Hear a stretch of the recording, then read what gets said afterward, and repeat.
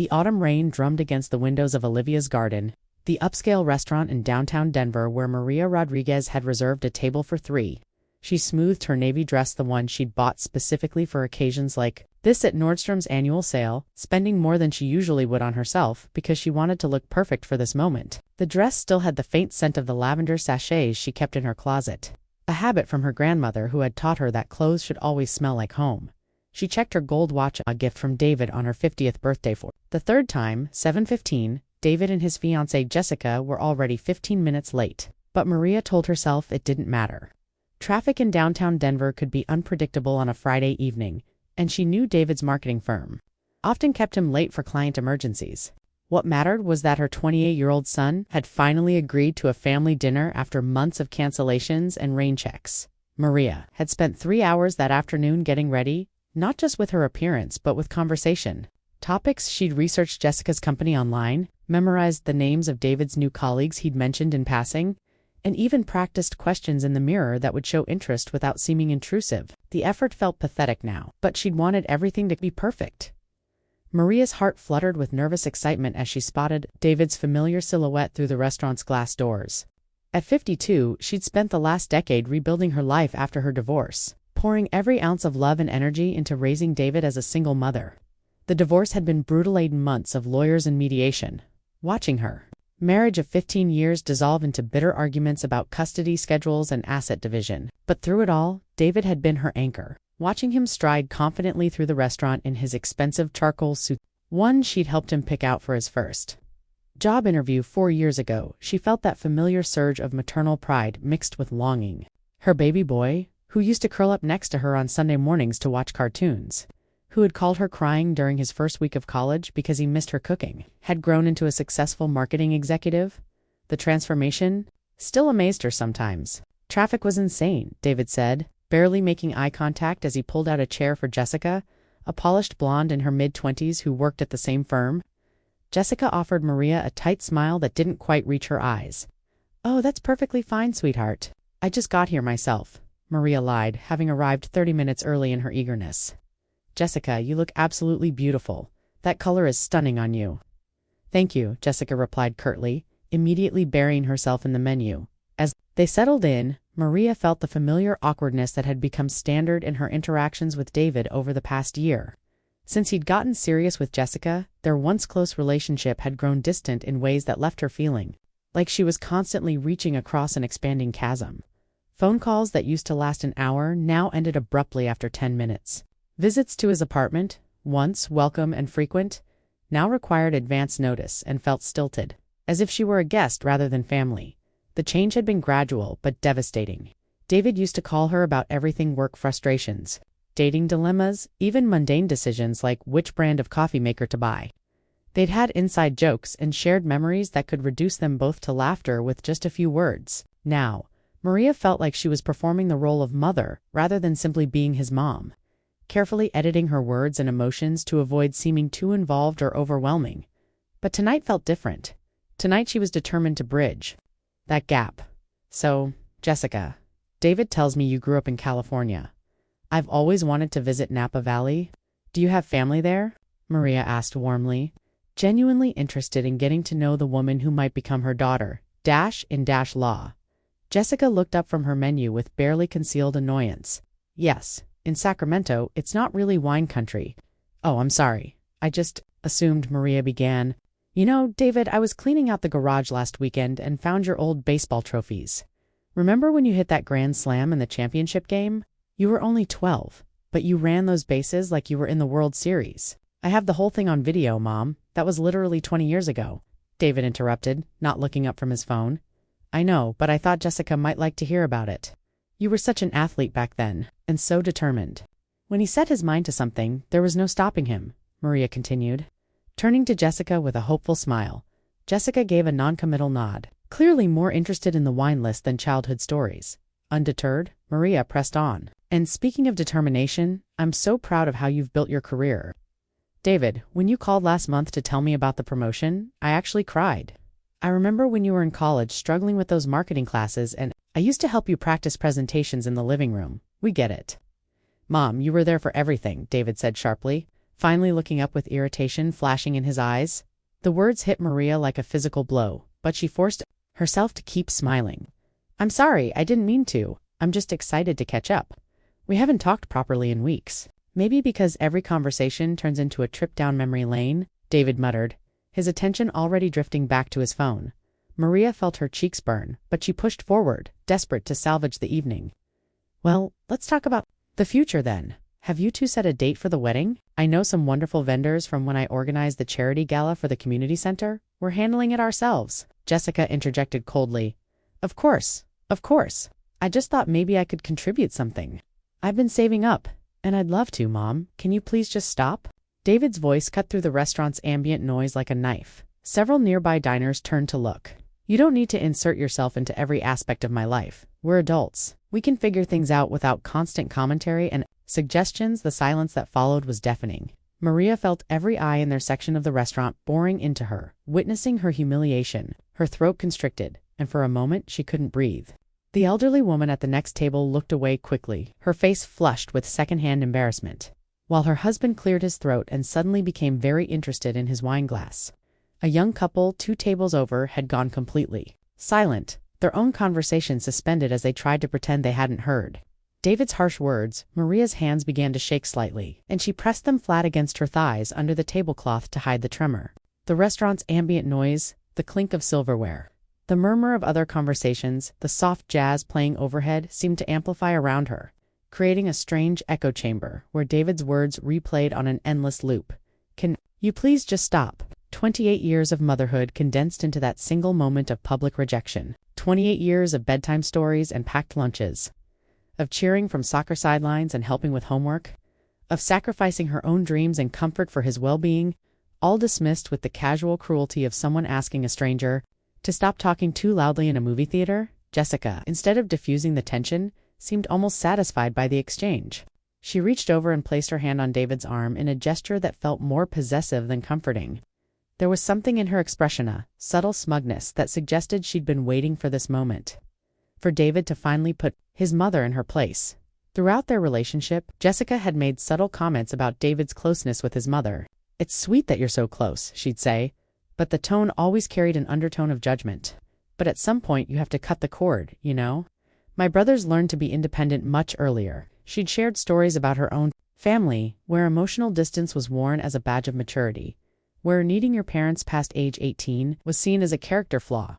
Maria had sensed Jessica's disapproval from their first meeting 8 months ago. It was nothing overt. Jessica was too polished for outright rudeness, but it lived in the small moments. The way Jessica would check her phone when Maria told stories, the barely perceptible eye rolls when David mentioned calling his mother, the suggestions that he was too dependent, wrapped in concerned girlfriend language that made Maria feel like she was somehow damaging her son by loving him. Now, watching Jessica's satisfied expression as David publicly humiliated her, Maria understood that this moment hadn't been spontaneous. It had been building for months, carefully cultivated through whispered conversations and strategic suggestions. That Maria's involvement in David's life was somehow unhealthy or inappropriate? Double quotes, Maria began, her voice barely a whisper. She looked at her son, really looked at him and saw a stranger, the boy who used to crawl into her bed during thunderstorms, who called her every day during his first year of college, who once told her she was his best friend, was gone. In his place sat a man who seemed embarrassed by her very existence. "I understand," she said quietly, her hands trembling slightly as she reached for her water glass. For the remainder of the meal, Maria said nothing. She ordered when asked, responded with simple yes or no answers when directly addressed, and smiled politely when appropriate. But inside, something fundamental had shifted. With each passing minute of painful silence, she felt herself pulling back, retreating to a place where his words couldn't reach her.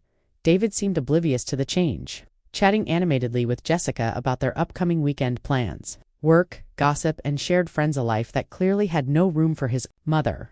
Jessica occasionally shot glances at Maria, as if expecting her to interrupt with another story or question, but Maria remained quiet, her hands folded in her lap. When the check arrived, Maria reached for her purse, a habit from years of treating her son to dinners he couldn't afford, but David waved her away. "I've got it. Thank you," she said simply. As they prepared to leave, David seemed to realize how quiet his mother had been. "Are you okay, Mom? You seem, I don't know, distant." Maria looked at him for a long moment, seeing the slight confusion in his eyes, the way he tilted his head exactly like he had as a child when he couldn't understand why she was upset. For a split second she considered explaining, telling him how his words had shattered something inside her, how the public humiliation had felt like a betrayal of everything they'd once shared. Instead, she smiled, the same practiced smile she'd perfected during her divorce proceedings, during parent-teacher conferences when other parents whispered about the single mom, during lonely holidays when David was too busy to visit.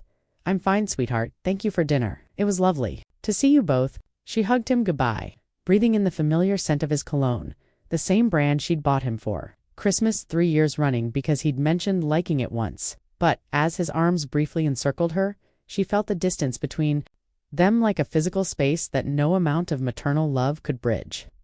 "I'll call you soon," David said, the same promise he'd been making for months. "Of course," Maria replied, knowing with sudden crystalline clarity that she wouldn't be waiting by the phone anymore. As she walked to her car through the Denver drizzle, Maria felt something she hadn't experienced in years: relief. The desperate need to be included, to matter in her son's life, to maintain their connection at any cost. It was exhausting, and for the first time, she wondered what would happen if she simply stopped trying. The drive home to her modest townhouse in Lakewood was quiet, the radio playing softly as she navigated the familiar streets. When she pulled into her driveway, she sat in the car for several minutes, staring at the house she'd bought after the divorce, the house where she'd raised David, where she'd helped him with homework at the kitchen table, where she'd nursed him through illnesses and celebrated his achievements. Inside, the silence felt different than it had before. Not lonely, but peaceful. She made herself a cup of chamomile tea, something she'd started drinking after reading about stress reduction techniques, sat at that same kitchen table, where she'd spent countless hours over the years. This was where she'd helped David with algebra homework in 8th grade, where they'd planned his college applications together, where she'd listened to him vent about workplace, drama, and relationship problems throughout his 20s. The table held so many memories that sitting there now felt like visiting a museum of their relationship. She could almost see the ghost of 12-year-old David bent over a science project, tongue poking out in concentration as she guided him through the steps of building a volcano. Or 18-year-old David, tears in his eyes as he read his college acceptance letter aloud, both of them jumping up and down in excitement before calling every relative to share the news. Those memories didn't hurt anymore. They felt like chapters in a book that had reached its natural conclusion. Beautiful chapters, meaningful chapters, but chapters nonetheless. Tonight, as she sipped her tea in the quiet house, Maria felt like she was finally ready to start writing new ones. Tonight, she did none of those things. Instead, she went to bed early, her phone face down on the nightstand. And for the first time in years, she didn't fall asleep worrying about her son. Maria woke the next morning with an unusual sense of calm. Sunlight streamed through her bedroom windows, illuminating the framed photos on her dresser, pictures of David at various ages, graduation photos, family vacations from when he was young. She looked at them without the usual pang of longing, seeing them instead as memories of a different time, a different relationship. For years, these photos had been both comfort and torment. Comfort because they reminded her of the closeness they'd shared. Torment because they highlighted how much had changed. This morning, they simply were what they were: documentation of a mother's love and a child's growth. Beautiful for what they represented, but no longer painful for what they'd lost. Her morning routine proceeded as normal. Coffee brewed in the machine David had given her for Mother's Day 3 years ago. News on the small TV in her kitchen. A quick check of her email for work-related messages. But when she reached for her phone to send David her usual good morning text, a habit she'd maintained even as his responses had grown increasingly sporadic, she paused. The text she usually sent wasn't just a greeting. It was a lifeline she'd been throwing into the void, hoping he'd grab hold and remember that someone cared about his day. "Good morning, sweetheart. Hope you have a wonderful day. Don't forget you have that client presentation this afternoon. You're going to do great. Love you." Messages that had grown longer and more cheerful as his responses had grown shorter and less frequent, as if her enthusiasm could compensate for his indifference at work. Maria threw herself into her duties as an administrative coordinator at Denver Health Medical Center. She'd held the position for 8 years, and her colleagues often remarked on her reliability and warmth. The job had been a lifeline after her divorce, providing both financial stability and a sense of purpose during David's high school years. When everything else in her life felt uncertain, she genuinely loved the work helping patients navigate the complex healthcare system, coordinating between doctors and specialists, making sure people felt heard and supported during some of the most vulnerable moments of their lives. It was meaningful work that utilized her natural empathy and organizational skills, though she'd often felt guilty for enjoying it when David was younger, as if taking satisfaction in anything beyond motherhood was somehow selfish. Today, however, several people commented on her energy. Linda, her cubicle neighbor who'd become a close friend over the years, noticed the difference immediately. "You seem different today, Maria," Linda observed during their morning coffee break. "Good different. Like you slept well for once? You've been looking tired lately. I was starting to worry about you." Maria realized Linda was right. She'd been carrying stress in her shoulders for months, tension that she hadn't even noticed until it was gone. "I think I did sleep well. Really well, actually. Everything okay with David? I know you've been worried about him adjusting to life with Jessica." The question would have launched Maria into a detailed explanation just yesterday. Her concerns about David's relationship, her feelings of exclusion, her worry that Jessica was driving a wedge between them. Today, she simply smiled. What she didn't tell Linda was that she'd slept through the night without once checking her phone for messages from David, without worrying about whether he was eating properly or if things were going well with Jessica. For the first time in months, her dreams hadn't been filled with anxiety about their relationship. By Wednesday, David's routine began to show the first cracks. He'd grown accustomed to his mother's predictable patterns. The morning check-in texts that often included weather alerts or traffic warnings. The weekly calls where she'd ask about his work and offer unsolicited but usually helpful advice about office politics or difficult clients. The random care packages that appeared at his apartment filled with his favorite snacks, homemade cookies, and practical items he never remembered to buy for himself, like batteries, phone chargers, or the specific brand of allergy medicine he preferred. These small acts of service had become so routine that David had stopped noticing them. Like background music that you only miss when it suddenly stops playing, his mother's care had been the invisible infrastructure of his adult life, and now that it was gone, he was beginning to feel the gaps. His apartment, which had always seemed to magically maintain a certain level of organization and stock, was starting to look disheveled. The refrigerator, usually replenished during his mother's visits with healthy snacks and easy meals, contained only leftover takeout and expired condiments. His laundry, which his mother had been quietly managing for years through a system of strategic visits and helpful offers, was beginning to pile up in ways that made him realize he'd never actually learned to maintain a regular washing schedule. "Has your mom been okay lately?" Jessica asked, scrolling through her Instagram feed as they sat in their downtown loft. "She hasn't been commenting on my posts like she usually does." David looked up from his laptop, where he'd been working on a presentation. "For Monday's client meeting, what do you mean? She always likes and comments on everything I post. Sometimes it's annoying, but I don't know. It's been radio silence since Sunday." David frowned, trying to remember the last time he'd heard from his mother. Usually, by Wednesday, she would have sent at least 3 texts and maybe called once. His phone sat silent on the coffee table. "Maybe she's busy," he said, but even as the words left his mouth, he couldn't remember a time when his mother had been too busy to reach out. By Friday, the absence of Maria's presence in his life had created a subtle but noticeable void. At work, when his colleague mentioned a difficult conversation with a demanding client, David found himself automatically reaching for his phone to text his mother. She had a way of offering perspective on work situations. Having navigated her own share of difficult personalities and workplace politics, his finger hovered over her contact. But then he remembered his harsh words at dinner and set the phone aside. That evening, Jessica noticed the change. "You seem distracted lately. Is everything okay?" "It's nothing," David said. But it wasn't nothing. He was used to his mother's constant, gentle presence in his life, the way she remembered his important meetings and followed up, the way she'd send encouraging texts before big presentations, the way she somehow always knew when he was stressed, and would appear with homemade meals or practical solutions to problems he hadn't even realized were bothering him. The weekend arrived without fanfare. Saturday morning, David woke to the realization that he had no groceries, no clean clothes, and a mounting pile of bills on his kitchen counter that he'd been meaning to organize. Usually, these small life management tasks felt overwhelming after a busy work week, and usually his mother would sense his stress and offer to help. She'd done his laundry for years after college, gradually transitioning to organizing his apartment during visits, and even now, she occasionally dropped off meals when she knew he was swamped, but his phone remained silent. "Why don't you just call her?" Jessica suggested when she found him staring blankly into his empty refrigerator on Sunday morning. "Call who? Your mother? You've been weird all week, and it's obvious you're expecting to hear from her, so just call." David considered this. That Suggestion made logical sense, but something held him back. Pride, maybe? Or the memory of Jessica's satisfied expression when he'd told his mother to stop talking. He'd thought Jessica would appreciate him setting boundaries, and in the moment, it had felt like choosing his future over his past. Now, standing in his expensive apartment, with its sleek furniture and carefully curated aesthetics, so different. From his mother's warm, cluttered home, he felt strangely adrift. Maybe later, he said.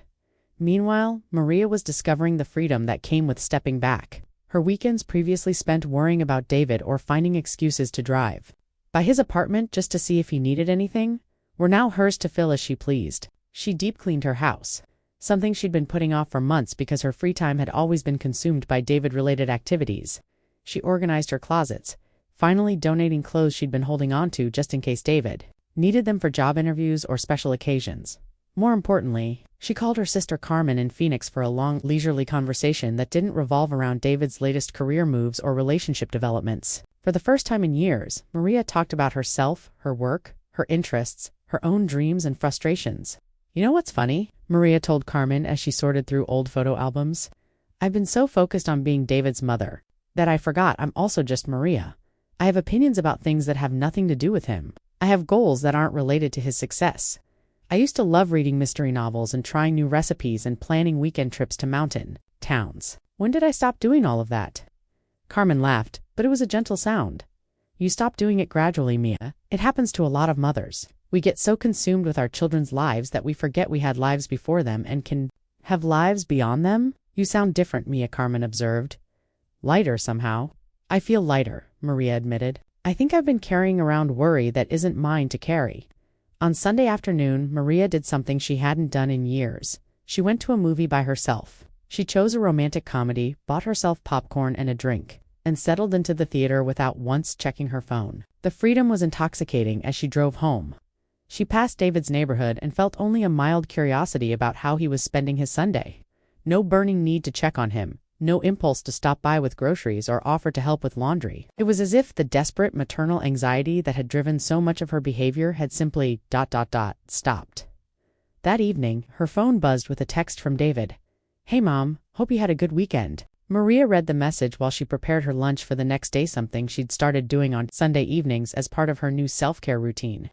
The text was casual, the kind of message he might send to a distant friend or colleague. No warmth, no real inquiry about her well-being, no invitation to connect. It was the bare minimum of contact, designed to fulfill some perceived obligation rather than express genuine interest. She considered her response carefully, staring at the message for several minutes. In the past, this minimal contact would have triggered a flood of questions. How was your weekend? What did you and Jessica do? Did you go anywhere fun? Are you eating well? Would you like to come over for dinner this week? How are things at work? Do you need me to pick up anything for you? The questions would have poured out of her in a desperate attempt to maintain connection, to stretch a simple text exchange into something that felt like a real conversation. She would have overshared about her own weekend, hoping to spark his interest, to remind him that she was a person worth talking to. Instead, she typed back, "You too," 2 words, clean, simple, and exactly as much effort as he had put into reaching out to her, and then she put her phone away and didn't think about it. Again, David stared at his mother's response for a full minute. 2 words. It was so unlike her that he wondered if she was angry about the dinner incident. But if she was angry, wouldn't she have said something? His mother had never been one to hold grudges or give silent treatments. She was more likely to overcommunicate, to explain her feelings in detail, to seek resolution through conversation. This silence was something else entirely. As the second week of Maria's withdrawal began, the effects started to compound in ways David hadn't anticipated. Small things. At first, realizing he'd forgotten to pay his car insurance and having to rush to avoid a lapse in coverage, something his mother's gentle reminders had prevented in the past. She had a mental calendar of his important dates that seemed to rival his own phone's reminder system, and without her backup awareness, things were starting to slip through the cracks. Running out of contact lens solution and having to make an emergency trip to the pharmacy because he'd forgotten to stock up was another wake-up call. His mother had been quietly monitoring his supplies for years, often bringing him necessities during her visits or mentioning when she noticed he was running low on essentials. The system had been so subtle and natural that he'd never realized how much mental energy she'd been dedicating to his well-being. Then there were the more complex organizational failures. David discovered that he'd double booked himself for 2 different client meetings because he'd been relying on his mother's habit of asking about his schedule and helping him spot conflicts. She had an intuitive grasp of his work rhythms and commitments that had served as an early warning system for exactly these kinds of problems.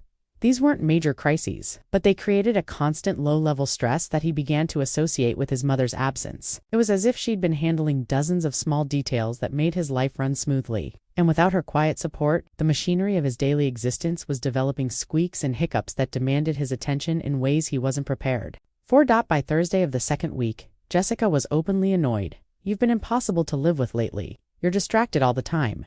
You forgot about dinner with my parents on Saturday, and you've been checking your phone constantly like you're waiting for something." David couldn't deny it. He was waiting for something, the familiar ping of his mother's texts, the sound of her voice leaving voicemails with reminders and encouragements, the sense that someone in the world was thinking about his well-being. Without being asked, "Maybe I should call her," he said, but even as he spoke, he felt resistance. Calling felt like admitting that Jessica had been wrong, that his mother's involvement in his life wasn't intrusive but necessary. And Jessica had made her feelings about his mother very clear. "Do whatever you want," Jessica said, but her tone suggested that calling would be a mistake. A step backward into the kind of codependent relationship she'd been helping him move away from. So David didn't call. And Maria, for her part, continued to discover who she was when she wasn't defined primarily by her role as David's mother. 3 weeks into Maria's silence, David's life began to unravel in earnest. It started with small things that snowballed into larger problems, a cascade effect he couldn't have predicted. On a rainy Tuesday morning in November, David woke to his apartment building's fire alarm. The piercing sound dragged him from sleep. At 5:47 a.m., and he stumbled into the hallway with dozens of other disoriented residents. After 30 minutes standing in the parking garage in his pajamas and slippers, shivering in the cold Denver morning while building management investigated, they learned it was a false alarm caused by a faulty sensor on the 14th floor. Back in his apartment, David realized his phone was dead. He'd forgotten to charge it the night before, something his mother used to remind him about when she'd call to say goodnight. A ritual that had gradually faded as Jessica moved into his life more permanently. Those evening calls had seemed intrusive at the time, interrupting his plans or conversations with Jessica, but they'd served as a gentle accountability system that kept him organized. Now, scrambling to find his charger while trying to get ready for an important client presentation, he felt the first real stab of panic. His laptop bag was empty. He'd left his presentation materials at the office, assuming he'd have time to review them in the morning. His mother used to call the night before big presentations, asking innocent questions like, "Are you feeling prepared for tomorrow? Or do you have everything you need?" Her questions had seemed invasive at the time, but they'd forced him to double-check his preparations, to think through potential problems before they arose. His laptop bag was empty. He'd left his presentation materials at the office, assuming he'd have time to review them in the morning. His mother used to call the night before big presentations, asking if he was prepared, if he needed anything. Her questions had seemed invasive at the time, but they'd forced him to double-check his preparations. David arrived at work frazzled and unprepared.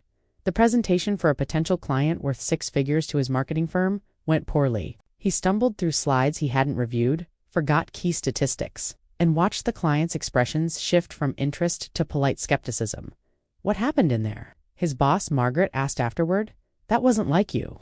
David couldn't explain that his mother's absence had somehow thrown off his entire routine, that he'd grown dependent on her gentle accountability in ways he'd never recognized. Instead, he mumbled something about being tired and promised to do better on the next pitch. That evening, he found 17 overdue bills scattered across his kitchen counter, including a notice that his electricity would be shut off in 5 days. He'd been meaning to set up automatic payments for months, but the task had seemed overwhelming. His mother had offered to help him organize his finances several times, but Jessica had discouraged it, saying it was important for him to handle his own adult responsibilities. Looking at the bills now, David felt overwhelmed in a way he hadn't experienced since college. Each envelope seemed to represent a different area of his life that was falling apart. Healthcare, utilities, credit cards, student loans. His mother had a system for everything, color-coded folders, payment schedules, even a spreadsheet she'd created to track due dates. He'd always thought her organizational methods were excessive, but now he desperately wished he'd paid attention. By Friday, the stress was affecting his relationship with Jessica. She found him at the kitchen table at midnight, surrounded by bills and bank statements, trying to make sense of his finances with a calculator and growing frustration. "This is ridiculous. David, you have a college degree? You can figure out how to pay bills. I know that. he snapped, then immediately felt guilty. I'm sorry. I don't know why everything feels so complicated lately. Jessica sat across from him, her expression softening slightly. You know what the problem is? You never learned to be fully independent because your mother was always there to catch you. This is actually good you're finally learning to stand on your own. Her words made logical sense, but they didn't explain why he felt so lost, why simple tasks that other adults managed easily seemed impossibly complex. He thought about calling his mother not for help. Exactly, but just to hear her voice, to remember that someone in the world cared whether he succeeded or failed. But Jessica was watching him with expectant eyes, waiting to see if he'd choose independence or dependency. So instead, he stayed up until 3 a.m. trying to organize his financial mess, making mistakes and growing more frustrated with each passing hour. The next morning brought a new crisis. His car wouldn't start, a problem he'd been ignoring for weeks. Despite warning signs, his mother had been after him for months to take it in for maintenance, even offering to arrange the appointment and drive him to work while it was being serviced. He'd brushed off her concerns, saying he'd handle it when he had time. Now, standing in his apartment building's parking garage with jumper cables borrowed from a neighbor, David felt the full weight of his procrastination. The car finally started, but barely, and he knew it needed professional attention he couldn't afford after the pile of overdue bills as he drove carefully to the auto shop. His phone rang through the car's Bluetooth. For a moment, his heart lifted, hoping to see his mother's name on the display. Instead, it was his credit card company calling about a missed payment. Meanwhile, Maria was thriving in ways that surprised her. The energy she'd previously spent worrying about David had been redirected into her own life, and the results were remarkable. She'd joined a hiking group through the community center and discovered a passion for Colorado's mountain trails that she'd never had time to explore. When her weekends were spent managing David's needs or being available for his emergencies, the hiking group met every Saturday morning, and Maria found herself looking forward to these excursions with an enthusiasm she'd forgotten she was capable of. There was something therapeutic about the physical challenge of climbing mountain paths. The rhythm of her breathing, the way problems seemed smaller when viewed from a summit. The group was composed of women of various ages, all seeking adventure and companionship, and Maria discovered that she had stories to tell and wisdom to share that had nothing to do with being a mother. She'd also started taking a pottery class on Thursday evenings, something she'd always wanted to try but never had time for when her schedule revolved around David's needs. The first time she sat at the pottery wheel, clay spinning beneath her hands, she felt a creative satisfaction she hadn't experienced since college. The instructor, a patient woman named Ruth who reminded Maria of her own mother, encouraged her to experiment with different techniques and textures. You have natural intuition for the clay, Ruth told her after her third class. Most beginners fight the material, try to force it into shapes. You're learning to work with it to let it guide you as much as you guide it. The metaphor wasn't lost on Maria. She was learning to work with her life rather than forcing it into the shape she thought it should take. At work, her supervisor had noticed her increased focus and energy. Dr. Patricia Hendricks, the department head who'd mentored Maria for years, called her into the office on a Friday afternoon with a proposal that would change everything. Maria, I'd like to talk to you about taking on more responsibility. We're creating a new position for patient advocacy coordination, and I think you'd be perfect for it. The role would involve working directly with patients and families navigating complex medical situations, serving as a liaison between medical teams and scared, confused people who needed someone to help them understand their options and advocate for their needs. It was exactly the kind of work Maria had always been drawn to, but had never imagined pursuing while her emotional energy was consumed by David's well-being. The position would mean a significant raise, Dr. Hendricks continued, and the opportunity to use your natural empathy and organizational skills in a more meaningful way. You've always had a gift for making people feel heard and supported. This would be a chance to use that gift professionally. The promotion would mean a significant raise and the opportunity to use her natural empathy and organizational skills in a more meaningful way. A year ago, Maria might have hesitated, worried about how increased work responsibilities might affect her ability to support David, to be available when he needed her. She might have asked for time to consider how the new schedule would impact her availability for family emergencies or last-minute requests for help. Today, she accepted without hesitation. I'd love that opportunity, she said, and meant it completely. Her sister Carmen visited for a long weekend, something they hadn't managed to coordinate in years when Maria's schedule was constantly interrupted by David's needs or crises. You look 10 years younger, Carmen observed as they sat on Maria's patio, enjoying their morning coffee. And your house feels different. More, peaceful. It is peaceful, Maria agreed. I didn't realize how much anxiety I was carrying around, always wondering if David was okay, if he needed anything, if I was doing enough to support him. And now? Maria considered the question carefully. Now I trust that he's capable of taking care of himself. And if he's not, that's a lesson he needs to learn. Carmen raised an eyebrow. That's very mature of you. Also, completely unlike the sister I've known for the past 28 years, Maria laughed. I know. It surprises me too. But it turns out I have a whole life outside of being David's mother. I just forgot about it for a while. That evening, as Carmen packed for her flight back to Phoenix, she hugged Maria tightly. I'm proud of you, you know. It takes courage to step back and let someone you love struggle, especially your child. The hardest part, Maria admitted, is that I don't think he's realized yet that I've stepped back. He's so used to my support being invisible, automatic. It's like he doesn't know what he's missing because he never had to appreciate it. He will, Carmen said confidently. And when he does, you'll have to decide whether to step back in or maintain your boundaries. After Carmen left, Maria sat in her quiet house and thought about that decision. A month ago, the idea of maintaining distance from David would have seemed impossible, a betrayal of everything motherhood meant to her. Now she could see the wisdom in it. David was 28 years old, well-educated and capable. If he wanted her in his life, he needed to value her presence, not take it for granted. Her phone sat silent on the coffee table. No good morning texts to send, no evening check-ins to make, no gentle reminders about tasks or appointments. The silence no longer felt like punishment, it felt like self-respect. Meanwhile, David's weekend was shaping up to be a disaster. His car had broken down completely on Saturday morning, requiring an expensive tow and even more expensive repairs he couldn't afford. Jessica had plans with her girlfriends, leaving him stranded at home with a growing list of problems and no idea how to prioritize solutions. He found himself walking through his apartment, noticing things that had never bothered him before. The stack of unread mail that had grown into a small mountain, the kitchen that hadn't been properly cleaned in weeks, the bathroom that was running low on essentials like toilet paper and toothpaste, things that had somehow always been stocked when he wasn't paying attention for the first time. David began to understand the invisible labor his mother had been performing in his life. Not just the obvious things like care packages and financial help, but the mental load of remembering what he needed, anticipating problems before they became crises, maintaining the systems that kept his life running smoothly. The realization was uncomfortable. Like suddenly seeing the scaffolding that had been holding up a building you'd assumed was self. Everything he'd attributed to his own competence and independence had been quietly bolstered by his mother's attention and care.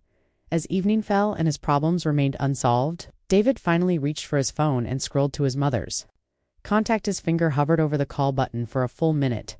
Part of him wanted to hear her voice, to confess that he was overwhelmed and could use her guidance. But another part of him, the part that Jessica had cultivated, that calling would be admitting failure. In the end, he put the phone away without calling. But for the first time since the dinner 3 weeks ago, he wondered if his mother was okay, if she was angry with him, if her silence meant something more significant than he'd realized. The thought kept him awake long into the night, and when he finally slept, he dreamed of being a child again, safe in his mother's kitchen, while she made his favorite breakfast and asked about his plans for the day. By the 4th week of November, David's life had reached a crisis point that even Jessica couldn't ignore. The breaking point came on a Wednesday morning when he discovered that his health insurance had been canceled due to non-payment, just as he was developing what felt like a serious chest cold that was affecting his ability to work and think. Clearly, the insurance cancellation was particularly devastating because it wasn't just about money, it was about the failure of systems he'd always taken for granted. His mother had helped him set up the original policy when he'd graduated from college, walking him through the confusing array of options and helping him understand terms like deductibles and copays. Over the years, she'd continued to ask about his coverage during their conversations, reminding him about annual enrollment periods and changes in his employer's benefits. Without her gentle oversight, he'd missed the notification that his automatic payment had failed due to an expired credit card. The insurance company had sent several warnings, but they'd gotten lost in the pile of mail he'd been meaning to sort through.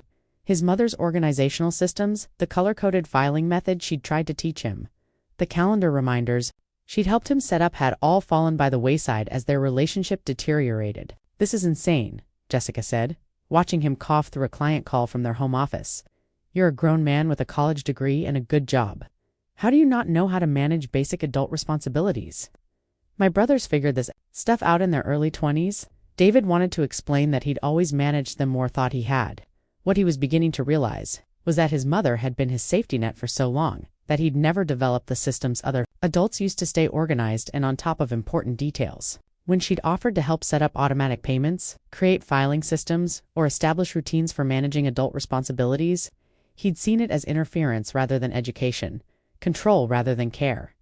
Now, sitting in an urgent care clinic because he couldn't afford his regular doctor without insurance, David felt the full weight of his isolation.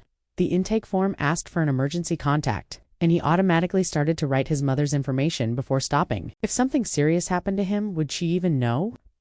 When was the last time he'd told her where he was or what was going on in his life? The nurse called his name, interrupting his spiraling thoughts. The doctor confirmed what he'd suspected: bronchitis that needed prescription medication and several days of rest. The bill for the visit and antibiotics came to $340, money he didn't have after the car repairs and overdue bills.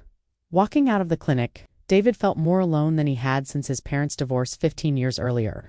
Then, his mother had been his anchor, the stable presence who helped him navigate the chaos of a family falling apart.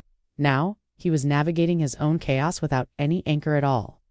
That evening, Jessica found him on their couch, staring at his phone with an expression she'd never seen before, something between regret and desperation. "Just call her," she said, her tone softer than usual. "I can see this is eating you alive." "I don't know what to say," David admitted. "How do you apologize for taking someone for granted without admitting that's what you were doing? How do you ask for help when you told someone to stop helping?" Jessica sat beside him, considering this. Over the past month, she'd watched David struggle with tasks that seemed simple to her, but apparently weren't simple for everyone. She'd grown up in a family where independence was expected early and harshly enforced. David's relationship with his mother had seemed unhealthy to her, but now she was beginning to wonder if her perspective had been skewed by her own family's dysfunction. "Maybe you start by admitting you were wrong," she suggested. David looked at her in surprise. Throughout their relationship, Jessica had consistently criticized his mother's involvement in his life, describing it as codependent and unhealthy. This was the first time she'd suggested that maybe the problem wasn't his mother's caring, but his response to it. "I thought you wanted me to be more independent." "I did. I do. But there's a difference between healthy independence and just flailing around without support. Watching you struggle this past month has been hard, and I keep thinking about how your mom looked at dinner that night. She wasn't trying to control you. She was trying to connect with you." The admission seemed to cost Jessica something, and David realized she was grappling with her own recognition, that she might have been wrong. Meanwhile, Maria was facing her own moment of reckoning, because she was becoming increasingly certain that he would reach out, eventually. The question was whether she was prepared to maintain the boundaries she'd established or slide back into old patterns. The issue came to a head on Thanksgiving morning. Maria had made plans to volunteer at a local shelter, serving dinner to families in need. It was something she'd wanted to do for years but had never managed when her holidays revolved around David's schedule and preferences. As she prepared to leave for her volunteer shift, her phone rang. David's name appeared on the screen, and, for a moment, her resolve wavered. It was Thanksgiving, surely. This was exactly the kind of day when families should set aside their differences and come together.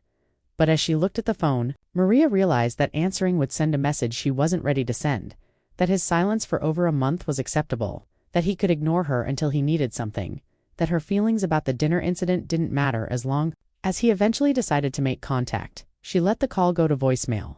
20 minutes later, she listened to the message while driving to the shelter. David's voice sounded congested and tired, smaller somehow than she remembered. "Hi, Mom. I know it's been a while since we talked, and I wanted to see what you're doing for Thanksgiving. Jessica's with her family in California, and I'm not feeling great, so I'm just staying home. I thought maybe, if you don't have plans, maybe I could come over. I could pick up groceries. We could cook together like we used to. I know you probably have plans, but I thought I'd ask. Call me back when you get this. I love you." The message broke Maria's heart and strengthened her resolve simultaneously. She could hear the loneliness in his voice, the assumption that she'd be available because she always had been, the casual mention that he was only reaching out because Jessica wasn't available. Most painfully, she could hear the echo of the little boy who used to call her when he was sick at college, wanting her comfort and care. But she could also hear what was missing: any acknowledgement of how he'd treated her, any recognition that his silence had been hurtful, any indication that he valued her presence rather than just needing it in a moment of loneliness at the shelter. Maria threw herself into serving meals and talking with families. She met a woman named Patricia whose adult son had struggled with addiction for years, and they found themselves in deep conversation about the challenge of loving someone while maintaining boundaries. Hardest thing I ever did was stop giving him money, Patricia said as they cleaned tables together. I knew every dollar might end up feeding his addiction, but saying no felt like abandoning him. How did you know when to say no? Maria asked. When I realized that my helping was actually hurting, that by always catching him when he fell, I was keeping him from learning to catch himself. Took me years to understand that love sometimes looks like stepping back. Walking to her car after the volunteer shift, Maria felt a clarity she'd been searching for. Her love for David hadn't diminished. If anything, stepping back had helped her see him more clearly. But love didn't mean accepting poor treatment or setting aside her own dignity to maintain a relationship. She drove home without calling David back. David spent Thanksgiving alone in his apartment, checking his phone obsessively for a return call. That never came. The silence felt different. No, not like his mother was busy or distracted, but like she was making a deliberate choice not to engage with him. The realization hit him. Like a physical blow, his mother was treating him the way he'd been treating her for months. The casual dismissal, the delayed responses, the sense that other priorities came first, except where his behavior had been thoughtless. Hers felt intentional as he sat in his empty apartment eating a sad sandwich for Thanksgiving dinner. David began to truly understand what he'd lost. It wasn't just his mother's help with practical matters, though that absence was certainly making his life more difficult. It was the loss of someone who had cared about his well-being unconditionally, who had celebrated his successes and worried about his struggles, who had seen him as the most important person in her world. For the first time since the dinner incident, David allowed himself to really remember how his mother had looked that night, the way her face had lit up when she saw him walk into the restaurant, the genuine interest in her questions about Jessica, the pride in her voice when she talked about his achievements, and then the way all of that had crumbled when he'd told her to stop talking, the way she'd seemed to fold in on herself, becoming smaller and quieter with each passing minute. He'd been so focused on Jessica's approval that he'd missed the devastating impact of his words on the person who loved him most. By Friday morning, David had made a decision. He needed to see his mother face to face, to apologize properly and try to rebuild what he'd damaged. But when he drove to her house, he found her car gone and no answer at the door. He waited for 2 hours, growing increasingly anxious as it became clear she wasn't coming home anytime soon. The David of 2 months ago would have called repeatedly, left multiple voicemails, maybe even called her work, or his Aunt Carmen too, track her down. But something about the past month had changed him. He was beginning to understand that his mother was a separate person with her own life, her own plans, her own right to privacy and autonomy. The idea that he couldn't simply demand her attention whenever he decided he wanted it was foreign and uncomfortable. He left a note tucked into her door. "Mom, I came by to see you. I owe you an apology and I'd like to talk when you have time." She'd driven up to Rocky Mountain National Park with 5 other women from the community center, spending 2 days in the crisp mountain air, hiking trails she'd never explored, sharing stories around a campfire, sleeping under stars that seemed impossibly bright away from the city lights. It had been exactly the kind of adventure she'd always dreamed of but never pursued when her weekends revolved around David's schedule or her anxiety about his well-being. She'd felt alive in a way she'd forgotten was possible, not just as a mother, but as a woman with her own interests, her own capacity for joy and discovery. Reading David's note, she felt a familiar tug of maternal concern, mixed with something new, protective instinct for her own peace of mind. The weekend had reminded her who she was outside of her relationship with her son, and she wasn't ready to give that up for the familiar pattern of his crisis, followed by her rescue. She kept the note but didn't call him back immediately. On Monday, David's work situation reached a new low. The client presentation he'd botched 3 weeks earlier had cost his firm the account, and Margaret called him into her office for a serious conversation about his performance. "David, I've known you for 4 years, and this isn't like you. You've always been organized, prepared, reliable. I need to know if there's something going on that's affecting your work." David sat across from Margaret's desk trying to figure out how to explain that his life had fallen apart when his mother stopped managing the invisible details that kept him functioning. "I've been going through some personal issues," he said finally.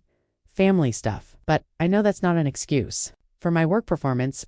Margaret's expression softened slightly. "Is there anything the company can do to help? We have employee assistance programs, counseling services." "I think I need to handle this myself," David said, though he had no idea how. That evening, he made another attempt to reach his mother. This time, instead of calling, he drove to her house and knocked on the door. When she answered, he was struck by how good she looked, confident, wearing a hiking fleece he'd never seen before. "David," she said, her voice neutral. "I got your note. Mom, can we talk, please?" She stepped aside to let him in, but her body language remained guarded. The house felt different somehow. the warm, welcoming space he remembered, but more. Like visiting a polite acquaintance, they sat in her living room, and for the first time in his adult life, David felt nervous around his mother. The easy intimacy they'd once shared was gone, replaced by a formality that made him acutely aware of how much damage he'd done. "I owe you an apology," he began. "What I said at dinner, the way I spoke to you, it was cruel and unfair. You didn't deserve that." Maria nodded, waiting for him to continue. "I've been thinking about it a lot, and I realize I took advantage of your kindness.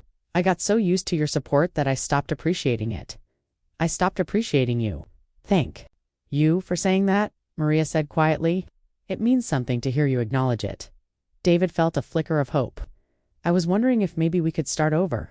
Maybe have dinner again, just the two of us this time. I want to make things right." Maria was quiet for a long moment, studying his face. "David, I need you to understand something. This isn't just about that dinner or even about the apology. For years, I organized my entire life around being available for you. I turned down opportunities, canceled plans, worried constantly about your well-being, and I was happy to do it because I love you and I thought you needed me." She paused, choosing her words carefully. "But what I realized is that my constant availability wasn't helping you, it was enabling you to avoid developing your own coping mechanisms and support systems, and it was preventing me from having a full life of my own." David felt panic rising in his chest. "Are you saying you don't want a relationship with me anymore?" "I'm saying I want a different kind of relationship.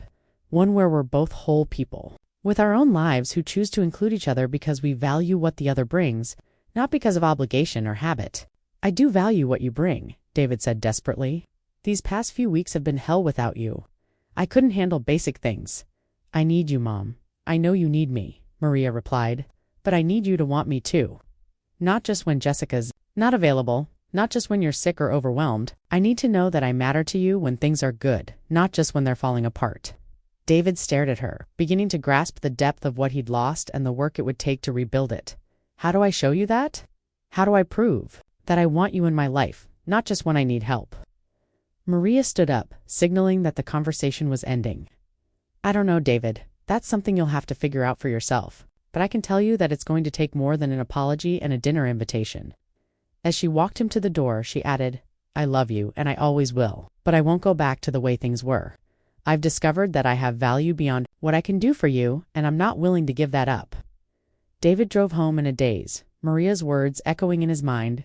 For the first time, he understood that his mother's silence wasn't punishment, it was self-preservation. And if he wanted her back in his life, he would have to prove that he understood the difference between needing someone and valuing them. The question was, did he know how to do that? And more importantly, was it too late to learn? Over the next few days, David found himself really thinking about his mother for the first time in years, not just as a resource or a safety net, but as a person with her own dreams, disappointments, and desires. He tried to remember the last time he'd asked her about her work, her interests, her goals. The realization that he couldn't recall a single such conversation was sobering. Meanwhile, Maria continued building her new life. She threw herself into her new position at work, finding deep satisfaction in helping patients navigate the healthcare system. She planned another camping trip with her hiking group. She started dating, but with genuine interest in finding companionship. When David learned about her dating life through a mutual acquaintance, he felt a shock of possessiveness, followed by shame. He'd never thought of his mother as a woman with romantic needs, had never considered that she might want partnership and intimacy in her life. The idea that she was moving forward, creating a full life that didn't center on him, was both terrifying and, if he was honest, admirable. 2 weeks after their conversation, David made a decision that surprised even him. Instead of trying to win his mother back through grand gestures or persistent contact, he began the slow work of becoming the kind of person who deserved her presence in his life. He signed up for financial literacy classes at the community college. He established systems for managing his bills and responsibilities. He went to therapy to work on his relationship patterns and his fear of true independence. Most importantly, he began to consider what he could offer his mother rather than what he needed from her. It would be a long journey, and there was no guarantee that Maria would choose to fully welcome him back into her life. But for the first time since the dinner that changed everything, David felt like he was moving in the right direction, not just for his relationship with his mother, but for his own growth as a person. As Christmas approached, both David and Maria were different people than they'd been 6 months earlier. Whether they could find a way back to each other remained to be seen. But both had learned something valuable about the difference between love and dependence, between caring and enabling, between the silence of punishment and the silence of self-respect. The lesson of Maria's silence had been profound. Sometimes the most loving thing you can do for someone is to stop catching them when they fall. And sometimes the most important thing you can do for yourself is to recognize your own worth beyond what you can provide for others. In the end, it wasn't about serving silence as revenge, it was about discovering the power of her own voice, and what happened when she finally chose to use it for herself. 6 months later, spring came early to Denver that year, and Maria found herself hiking a new trail with her group, the morning sun warming her face as she climbed steadily toward a summit she'd never attempted before. Her phone buzzed with a text message, and she glanced at it briefly before putting it away without reading it fully. Old habits died hard, but new ones were taking root. At the summit, surrounded by the vast expanse of Colorado's mountains, she finally read the message. It was from David. "Mom, I know you're probably hiking this morning. I wanted you to know I got the promotion I interviewed for. I thought you'd want to know. Not because I need anything, but because I know you care. About my happiness, I hope you're having a beautiful day on the trails." Maria smiled, feeling something she hadn't experienced in their relationship before: pride in David's growth and satisfaction in her own. The message asked for nothing, offered her agency to respond or not, and acknowledged her life outside of her role as his mother. She typed back, "Congratulations, honey. I'm proud of you. I'm on a new trail today. We'll send you a picture from the summit.